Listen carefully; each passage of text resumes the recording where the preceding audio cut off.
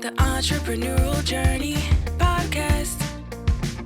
We're talking business and building a culture that's kick-ass. Where we make it happen, grab your seat, let's have a blast. At the Entrepreneurial Journey podcast. If you love the entrepreneurial journey, how about subscribing and giving us a 5-star review? Wherever you get your podcasts, follow or subscribe and give us a positive review so more entrepreneurs out there don't need to feel alone. Thanks.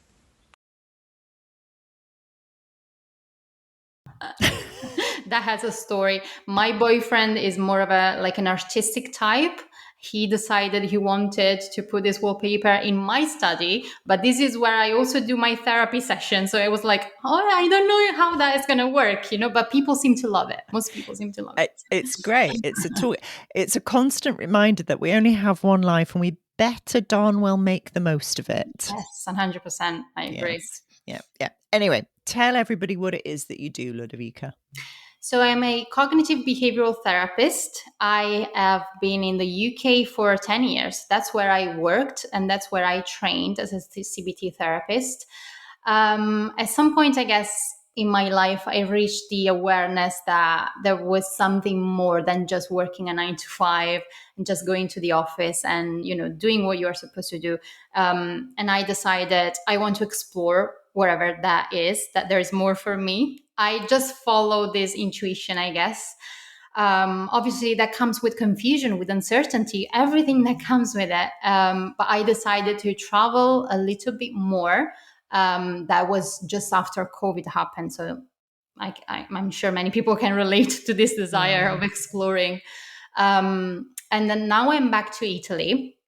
And I built my private practice. So I have my CBT clients, I work with them, and I also, alongside it, built my coaching business. And in my coaching business, I help women people pleasers to break free from the chain of people pleasing so that they can build a more authentic connection with themselves and improve their relationships and their life as a result. When I saw your website, I thought, CBT, very interesting. Yeah. We'll talk about that. And we'll also talk about the people-pleasing aspect of things. I just did a very short and sharp coaching session with a guy about his business. And the positioning of his business and his offering, he wasn't earning really the money he should have been earning for the service he's delivering. And he said to me, I just want everybody to love me. Aww. And I said, well, do you know what? You kind of have to value yourself before anybody else values you. And at the moment, you're just giving way too much away and nobody's valuing it because you're giving so much away. I guess that's quite a familiar story with your clients. 100%, yes. And that's one of the self-sabotaging patterns that people pleasers often get themselves into, the idea of wanting to be liked by everyone. So what happens is that you're not liked by everyone, obviously. If you are for everyone, you are for no one. And that's one of probably the first lessons you can see that maybe better than me in business, right? You need to find your calling and you need to connect to your why. And when you do that, it will come natural to you to decide who you are for, who you are not for, and how valuable are your services. So the pricing point and everything that comes with it. Yeah. And how do people end up being people pleasers, do you think? Well, that's a very interesting question. When we are born as human beings, we are not born with an ego. We kind of form it along the way. And sometime during between 7 years old to 10 years of age, we absorb some sort of teachings from society, from our family, from schools, from university. And these teachings tell us the way we should be to be good, how we should be to be loved, embraced, and accepted. And obviously, these teachings come with all sorts of rules. And these rules are then introjected, and the person realizes, oh, to be good, I need to make other people happy. Oh, to be good, I need to prioritize other people. And that's usually, if a parent is a people pleaser, that's a vulnerability factor, big one, yeah. But often, if you see, if there is a story of self-sacrifice as well in the family, that's a big one, because you can pick on the silent teaching that when you sacrifice yourself in favor of other people, that's when you're a good person. And so that can certainly be also something, but we then see many people pleasers who are abused, and they suffer from all sorts of psychological, emotional, and physical abuse. And so that impacts on the way they think about themselves, on the shame that they feel, on the guilt that they feel. And then the brain starts creating this story that they are not good enough. And that can also then affect, obviously, self-esteem at a wider level. But that's when, if I think I'm not good enough, I think that you are. And that's when I am more prone to prioritize you and deprioritize me as a result. So it's not just the belief about the self, but it's also the belief about other people. Who are other people compared to you? Okay, I understand. And you completely explained why I'm not a people pleaser.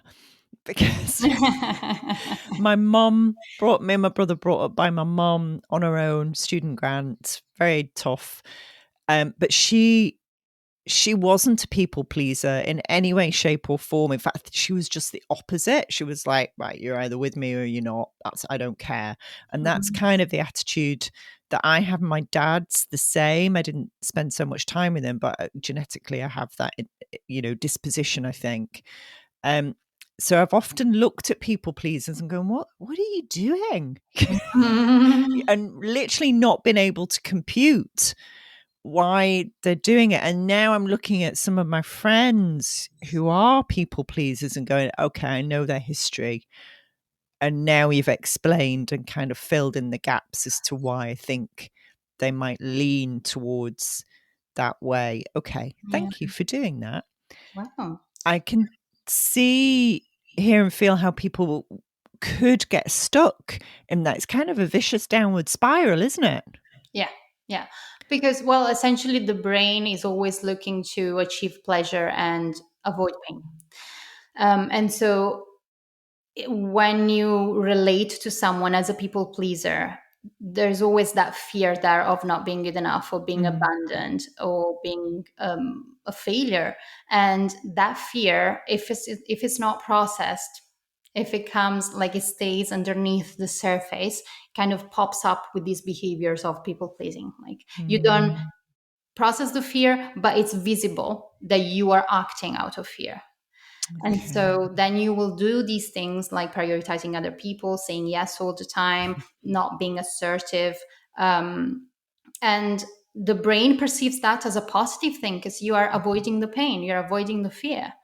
And so it gets reinforced. And sometimes people pride themselves on being people pleasers. Yeah, because also that's socially condoned, very much like perfectionism. People expect you to be good. And if that means self-sacrificing, oh, well, you're good, so that's good enough for us. You know what I mean? Yeah, okay. I get it. I get it. It's not a world I've ever inhabited. Yeah. Some people think I should perhaps inhabit it a little bit more than I do. But hey, this is where we're at. How did you get into studying CBT? It's fascinating. I don't know whether you've read my profile. I'm a licensed trainer of NLP. NLP and CBT are fairly close bedfellows in so many ways. How did you get into it? Well, as a child, or let's say as a university student, as a bachelor student, I was very much into psychodynamic therapy. Actually, I wanted to be a psychoanalyst. And that's one of the reasons why I moved to London, because of the school of psychoanalysis there. But then what happened is that my first master was in psychoanalytic studies, indeed. And I was very passionate about it, but I could see that in the modern world, maybe we needed something a bit more practical to offer to people. We need to teach the tools so that people can then, leave the session and feel like they learned something, and then they can apply in their lives. So I then got the job in the NHS. My first job was actually in a psychiatric unit. And then I moved into the IAP services of psychological therapists. So I started working alongside another CBT therapist as an assistant. Mm. And so I started seeing all the work that they do, that we do on beliefs. And I really like that, because beliefs are actually core beliefs and rules are very similar to some of the concepts, some of the psychoanalytic concepts. So I felt like there was something, there was a bridge there.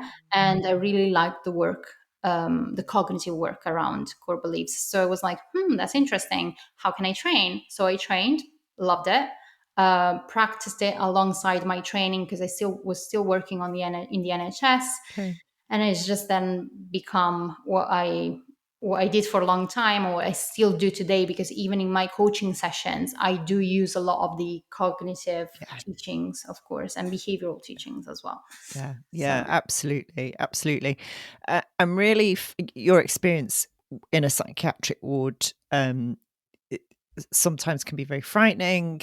I think the modern world doesn't understand what real mental ill health looks like. yeah, My uncle's schizophrenic. He's in his early 70s now. He's been schizophrenic since his early 20s. I don't think they call it schizophrenia anymore. yeah, I don't know what they call it now. He's had various diagnoses of schizophrenia, manic depression, yeah, all kinds of things. yeah, Anyway, not a well man over the years. yeah. And he was in and out of psychiatric units. He was sectioned several times, things like that. And, when people talk about, poor mental health, you're like, do you know there's a world of difference Yeah. between having a few bad days or a few bad weeks and serious mental illness. And the vast majority of the population, luckily, have never come into contact with that. Yeah. The human mind is so complex, and a lot of psychiatric illnesses are extraordinarily complex. How did you keep yourself sane and on an even keel working in that environment? I'm not gonna lie, it's not been a walk in the park. No.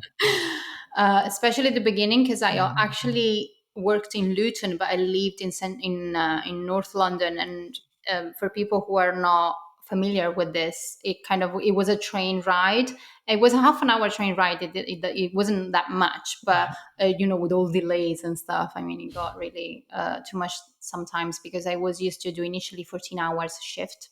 Oof. I worked in a nursing team, so I was helping them. 14-hour shift, wake up at 4:45 in the morning, go back to sleep at 11:30 if you're lucky, and if the train is on time. So that was a lot. And initially it was very difficult, especially as a first experience, because obviously you train as a psychologist and you're like, oh, I can help people now. But then you're going in a psychiatric ward and you realize, oh, okay, it's going to be very difficult for me Yeah. just to have a session with because I worked in acute psychiatric Okay. ward as well. So sometimes you got people who couldn't engage, in therapy, and it was really difficult to see. But I had a very good team, Mm-hmm. and I was really helped and supported by my supervisor and my manager to develop. So I went into a secondment as a life skills recovery worker, did lots of training, met so many people working also in other wards. And so we kind of built this small, you can say this small community, this small group of people. It felt like being back in high school. Yeah. That's comforting, given the kind of things that you see every day, and people who are suicidal, people who some people were sectioned also for more severe things that they had done. So it was emotionally very draining, but having a team, which I at some point felt it was a family to me, really. It was really like the thing that saved me, to be honest. So Yeah, you need that community and that support around you to get you through, don't you? yes. Humour. I know a lot of police teams and emergency teams use black humour in order to get them through. Was that an element in that as well? Really dark humour? Yeah. Well, humor, like I am, yes, 100% to answer your question. But humor is something I also use sometimes in my therapy Yeah. sessions today, in my coaching sessions, because I think it relieves the pressure, Yeah. the laughing about things, connecting at that level. You don't always get that opportunity when you work in a psychiatric ward. You're always constantly in contact with human suffering and with risk at some point, because initially I worked in a ward that was mixed, men and female, so you get Okay. some types of challenges that go Mm. with that. But then it became a male ward, so 28 bed of men ward. So that was, you had um, all sorts of things happening, incidents, conflicts between each other and with them and us, like the nursing team. There was violence, a lot of violence at some point. So yes, humor is everything. Yeah. God, I don't know how you did it. I really don't know how you do it. What was the moment when you thought, right, I've had enough. I'm going out on my own. Do you remember that? Well, I knew it was a stepping stone for Mm. what I really wanted. As since I was a child, my dream was to build a private practice and be an independent therapist. Okay. So I knew that was a stepping stone, and that I had to utilize my psychology knowledge in an environment that allowed me to actually have therapy sessions with clients. So that's why then I moved into these counseling centers, IOPT services, and that's when I had more of a relationship with the client, because the functioning of the client makes the difference. If someone is completely unable to function, to reflect on their experience, to give meaning to what they are living, and to then convey, then it's the amount of work that you can do as a psychologist is really limited. And I liked working in IAPT because in that environment you had people who function Yeah. in their everyday life. Most Yeah. of them, 80% functioning, we can say they had them. So they came to the sessions as people who were ready to engage in Good. therapy. That must have been like a fresh of breath air. It was, I'm not gonna lie, it was. And then obviously with that choice came all my development as a therapist, all my learning. So I felt actually I became a therapist in that moment. Yeah. Yeah. Nice. Very nice. And no more 14-hour shifts, I No. assume. Then at some point they became 12.5 hour shift, but still it was a lot. I don't I genuinely don't know how our health service expects people to function properly after 12 hours or 14 hours, in such an intense environment. I Mm, just don't know how they expect people, 6 to 8 hours tops is probably all a human being can manage properly. That ninth, 10th, 11th, 12th, 14th hour, you're not going to give your best service, are you really? yeah, yeah. It was frustrating at times for that reason as well. Yeah. But on the good side of things, there was that we had weekly 3 shifts like that. Okay. And then every 4 weeks, we either had 4 shifts in a week, or we had 2 broken days. So you could do from 7 to 3 or from 1 to 8. Okay. So it wasn't like every day like that. Yeah, I know. You'd have been having the mental breakdown. Yeah, yeah, no, that you do need to take care of yourself as a if you work in that environment. And I think, I mean, nurses who do that kind of job every day for years, Yeah. they don't get enough praise. No. Really, they don't. No. I don't know how they do it. Hats off to them. They all deserve a medal, quite frankly. Yes. So you're in Italy Yes, now. yes, I am. Very jealous because I'm obsessed with Italy and I'm learning Italian. Really? I'm going to Sicily in October. I'm very excited. Oh wow, Yeah. where about in Sicily? I can't remember. It begins with a T. Trapani. But I'm going to learn Italian in the morning and swan about with my best friend in the afternoon, doing Amazing. wine tasting and food tasting and looking at arty Oh, things. you're gonna So have I'm very horrible excited. time. Yeah, I know. It's just going to be awful. But I think if I understood where you're going, it begins with T. It's in Sicily. It's the area of Trapani in That the north. Yeah, Yeah, I think so. Yes. in the north part of Sicily, and it's beautiful. Oh, you're going to love it. Good. Whereabouts in Italy are you now? I am in Naples. Oh, fabulous. Yes. It's lovely here. I mean, the weather is not that great today. As I was saying to you before, we had a wave of earthquakes yesterday. Oh, no. And it was, I mean, we do have them regularly. We have a couple of volcanoes here, but the risky part really is one area of this region called the Campi Flegrei, which is actually means burning fields. So just to give you an idea. Crikey. Yeah. And there are like 20 calderas here on the earth and underneath. So 20 volcanoes, basically. Wow. They are inactive right now, meaning they only had one big explosion years and years ago, decades ago. But still, the earth is shaking now. So people are worried about what's happening. How scared should we be? Yeah. Okay, well, I hope you stay safe. Thanks for listening, everybody. Did you know at TriCrest, we've built a kick-ass culture, coach and consultant program? So if you're a business coach or consultant and you're looking for something new, add to your toolbox, or even escape the 9 to 5, join us at our next event.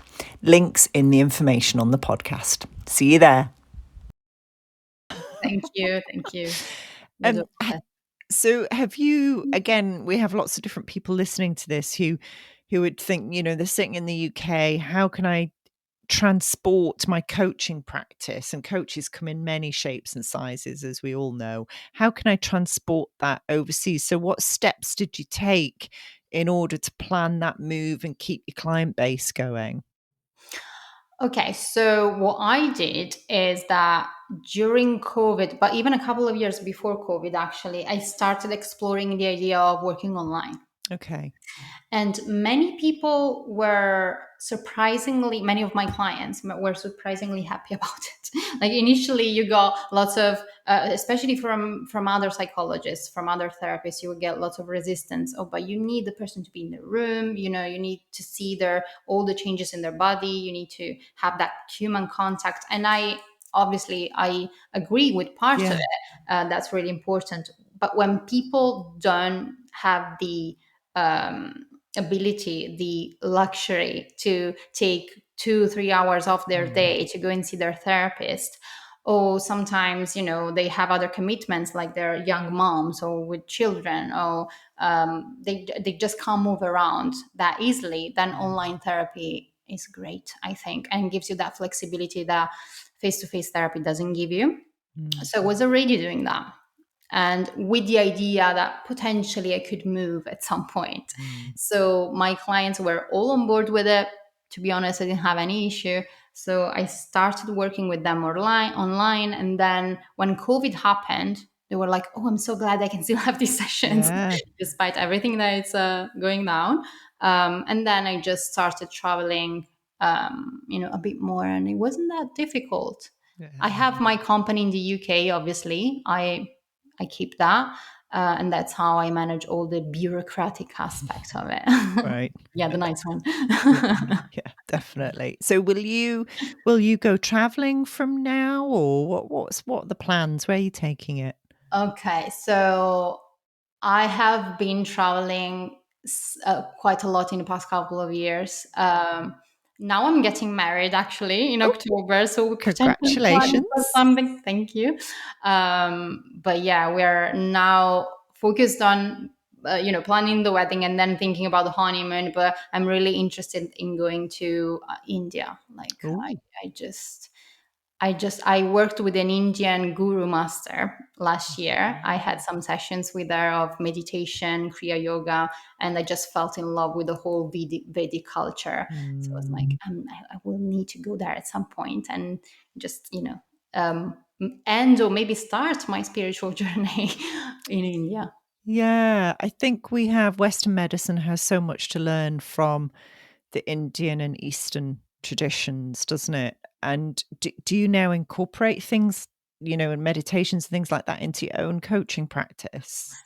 Yes, because obviously when you find yourself doing this kind of work, you can't you feel different, you feel you're becoming a different person, you can't not incorporate that into the work you do with clients. Yeah. And CBT as a kind of therapy is very, cognitive. Oh, let's work on the thoughts, on the beliefs, and also behavioral, right? So what can you do differently?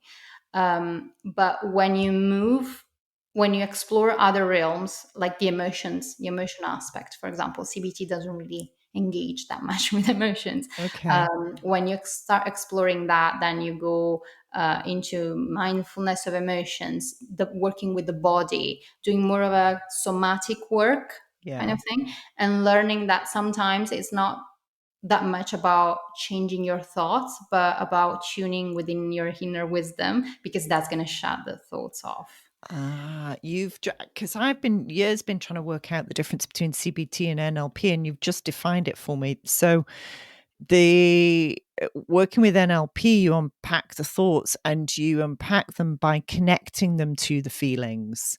So part of the unpacking is, well, how does that feel in your body, and how do you create that image, and what does it look like, or what does it sound like? So you immediately are connecting it with feelings. Yeah. And then you're unpacking the feelings, and then you're making the changes there. Right. Okay. I understand now. Thank you very much for that.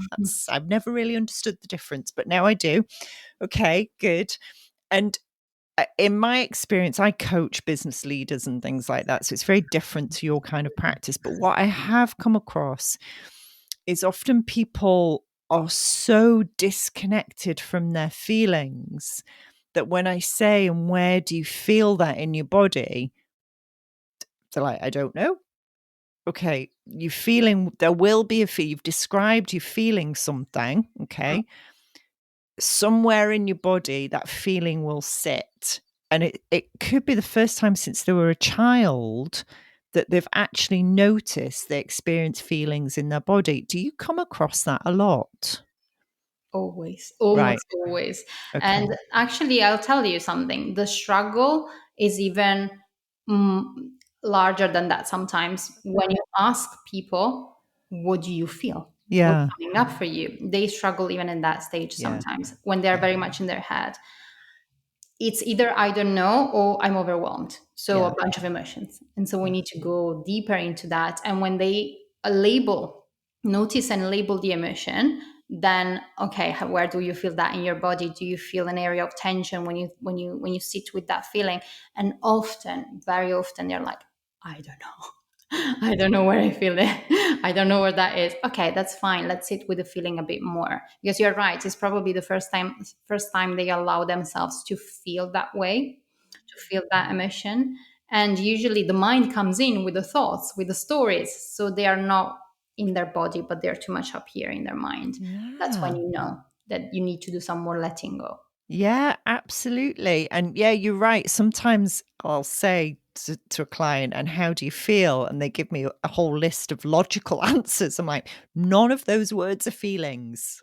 Can you come back again? What's the feeling?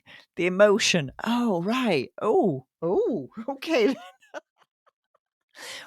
At what point then do you think, Ludovica, we disconnect? Because absolutely, as children, we're right in our feelings, particularly as toddlers and pre-language, and as our language is developing, and we're playing, and we're all about the feelings. At what point is that disconnected, do you think? Yeah, I think when we listen to the stories that the brain tell us and we act on the stories that the brain tell us, that's when we are already disconnected. Oh, And the okay. more we do that, the more we disconnect with the body and the emotions. Okay. Um, in perfectionism, we see that a lot. Oh, right. A lot. When you ask a perfectionist, what do you feel? I don't know. And it's mainly when they then start exploring how they feel, it's mainly fear, but then that it's not just fear, it's also guilt, it's also shame. So there are different layers to emotions, and sometimes they feel this intense overwhelming feeling, which is like a shapeless formless type of thing that they cannot pinpoint. So they engage in suppression. I keep myself Ah, busy so I don't think about it, and that feels okay. good, so it must be good, right? Okay. Okay, again, perfectionism, never suffered from that. Great, great. That's fantastic. It's so refreshing to hear that. That'll do. It'll be fine. Yes, yes. And we need some more, when it comes to perfectionism, we need that kind of flexibility, because the problem is not that you have the rule that you should never be making mistakes. The problem is, how rigid is that rule? What happens Yeah. if you do make a mistake? How do you feel? And then what goes with it?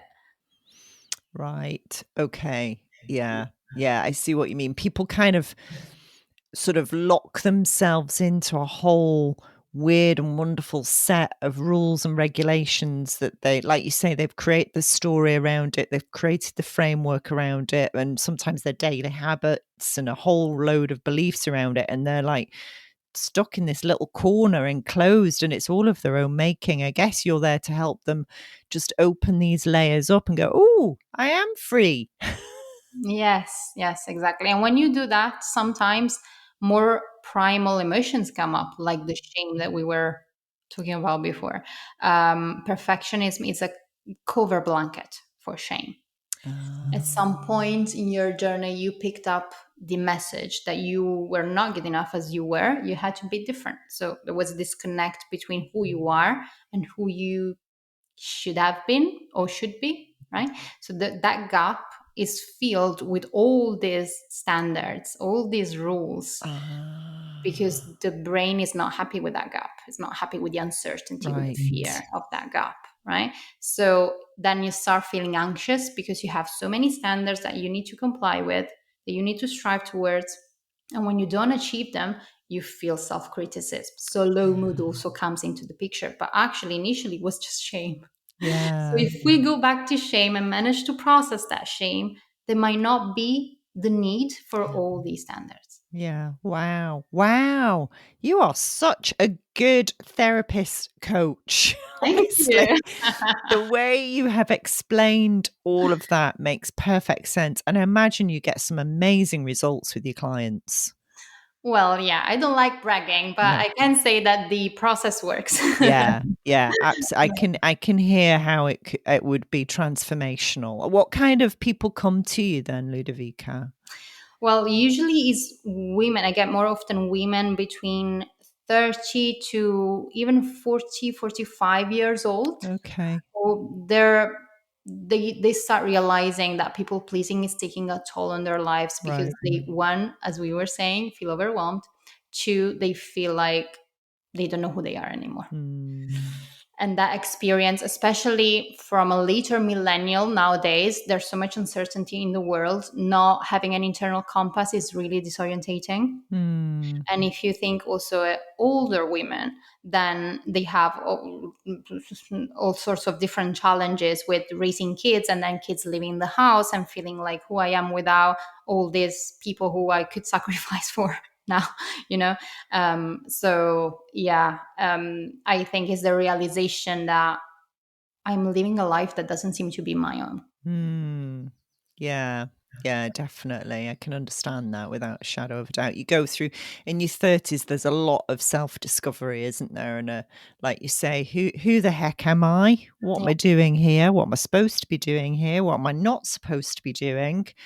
Yeah, a lot of self-discovery, definitely. That's certainly when I started learning NLP, and it was transformational for me without a shadow of a doubt. I'm not sure. Well, put it this way, I wouldn't be doing what I'm doing today had I not learnt it. So, Yeah. it is transformational in that way. Amazing. I could literally talk to you all day about this, because one of the things you've said there is that sort of centeredness. And I've got a bugbear at the moment about the family and how the family has been deconstructed and how we need to reconstruct the Yeah. family, which I don't know about Italy, but certainly in the UK, it's not been promoted, it's not been held as valuable. Mm. And yet it is so incredibly valuable. And I think much of that piece when you're in the 30s and 40s is easier to navigate if you have strong family structures and you've created those structures in your own home as well. I don't know whether you agree, disagree, observe that. I agree. I agree completely. But unfortunately, in my life experience, I didn't get that. Mm, So I had to build my own mm, family, which is made of people that I love, mhm. and love me back. Yeah, it's important. But I can say without a shadow of a doubt that that's one of the reasons why I felt I needed to move back here, because I Uh-huh. needed a more relational aspect. I needed that to be a center stage in my life. And I Yeah. felt at some point I was like a hamster on a wheel trying to do things I don't know who for. And I felt I needed to stop. And that's probably an experience that COVID gave to many people. Like, we need Mm, to stop, we need to reconnect, we need to reassess. So I reassessed that way. And here I connected with some parts of my family, but then also with my friends who are, to me, my family. yeah. And that's why now I'm looking at, yeah, getting married, maybe building my own, Yeah. and yes, definitely relationships, like we were saying before as well. When I was working in a psychiatric unit, relationships are everything. They can really help you through the most difficult times. They So they really, really do. There's so much research on family, community, friends. And when I say family, like you, I do mean the friends that you love. yes, They're included in family. yes. Um, and yeah, probably, me and my brother, there was three of us in our family unit. It was okay. Mm. Wasn't brilliant at times, but so one of my huge sort of visions for life and driving forces has been to create a home for the family that everybody can come back to and be welcome to, because I just didn't have that. Yeah. And happily we've achieved that with my husband, my second husband. But yeah, it's so important, definitely. So well done on getting married and Thank you. doing that. Do you know what I heard the other day? Because a lot of people are quite cynical about marriage, Yes. and divorce rates are quite high. But what I didn't realize is divorce rates are quite high amongst a certain percentage of people who get married. They're serial marriers. And actually, the vast majority of marriages last. It's the ones that, and I've had two marriages. My second one is my final one. Got it right second time round. But that's where the statistic is skewed. Yeah, Because, we need to be able to interpret the data correctly, isn't it? Otherwise, we end up just making conclusions and hypotheses that are not really yeah, are not correct. Simply, most of my friends are married, actually, yeah, and I was also surprised myself because we get so bombarded with this idea: oh, marriages, divorces, etc. I was surprised to see that actually most people, at least in my community here in Italy, are still very much interested yeah. in building that lifelong bond with someone. Yeah, it's really special. Yes. So, Ludovica, if your business had a personality or a Mm, character, either who would it be or how would you describe it? that's such an interesting question, but I feel maybe that my business is like, if I could, an animal comes to mind. Oh, lovely. And that's because I've always identified myself as a wolf. Going Ooh, back to what we were saying about family, wolves are really loyal. yeah, And they like being around other wolves so they can play their roles in the mm, community. But at the same time, don't touch anyone because otherwise they're going to be very aggressive, right? And I feel some of this protective side of me comes up in my business because I really want to help women who mm, feel they self-neglected for a long time to become who they are supposed to be. And I get that sort of protective but also empowering side of me comes up when it comes to my business. So I'm not sure about my business, but I'm definitely a wolf and I play the wolf in my business. So I love that. I love that. So, what's your if you're interested in India, this will appeal to you. So the Hindus have this thing about a dharma, a purpose, a destiny. What do you think yours is? I think my destiny is going against the structures that are predetermined. And I felt that for a long time. When I first started in 2017, I built my first company, which it didn't go well, but it was for online therapy. So I wanted to, I wanted people to be able to access with technology a certain number of well-being services that were going to be available to them. And so people were really skeptical about that initially, especially in this country, but also in the UK. Some people are like, I don't know online if I would do like a consultation online with a nutritionist, for example. I'm not sure. People were in two minds about it, but I always felt like this is the future. This is going to work. And I've always gone against what people told me that I should have done or I should have been.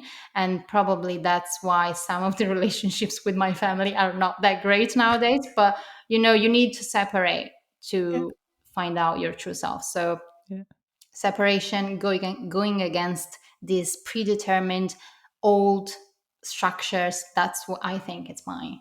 Amazing. Wonderful. Thank you so much. I wish you all the best with your business and your travels and your wedding. Thank That's you so much. fabulous. Thank you so much, Ludovica. Thank you.